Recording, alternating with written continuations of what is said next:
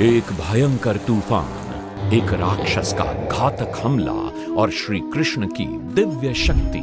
प्रस्तुत है तृणावर्त वध की रोमांचक कथा। मथुरा का अत्याचारी राजा कंस बार बार अपनी पराजय से भय और प्रतिशोध की ज्वाला में धधक रहा था। देवकी नंदन श्री कृष्ण को मारने के उसके सारे प्रयास व्यर्थ हो रहे थे। राजा कंस ने श्री कृष्ण से प्रतिशोध लेने के लिए पहले पूतना को भेजा, फिर बकासुर, परंतु श्री कृष्ण का कोई बाल भी बांका न कर सका और अब उसने भेजा सबसे भयावह राक्षस, तूफान का स्वामी तृणावर्त। तृणावर्त एक शक्तिशाली राक्षस जो भयंकर आंधी और बवंडर का स्वामी था। उसकी शक्ति थी लोगों को हवा में उठा लेना और उन्हें मृत्यु के अंधकार में फेंक देना। उसका लक्ष्य था श्री कृष्ण को उठाकर आकाश में फेंक देना और हमेशा के लिए उनका अंत कर देना।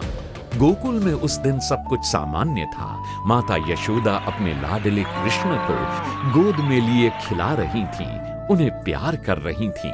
परंतु अचानक कुछ अजीब होने लगा।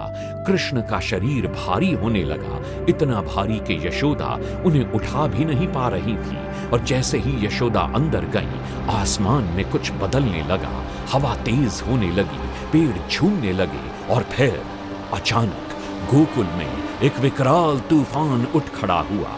तृणावर्त आ चुका था। उसने अपने भयंकर बवंडर से पूरा गोकुल ढक दिया और फिर एक तीव्र झोंके के साथ तृणावर्त ने नन्हे कृष्ण को उठा लिया और उन्हें लेकर आकाश की ओर उड़ गया। तृणावर्त ने सोचा, अब ये छोटा बच्चा बच नहीं सकता। उसने श्री कृष्ण को ऊंचाइयों तक ले जाकर गिराने का प्रयास किया, लेकिन तभी कुछ अकल्पनीय हुआ। श्री कृष्ण ने तृणावर्त की गर्दन कसकर पकड़ ली। नन्हे कृष्ण और भारी होने लगे, उनका शरीर पर्वत जैसा हो गया। तृणावर्त का दम घुटने लगा।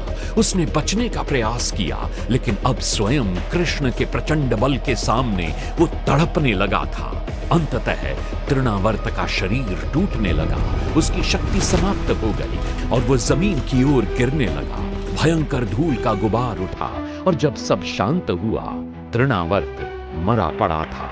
यशोदा दौड़ती हुई आई और उन्होंने अपने नन्हे कृष्ण को गले लगा लिया।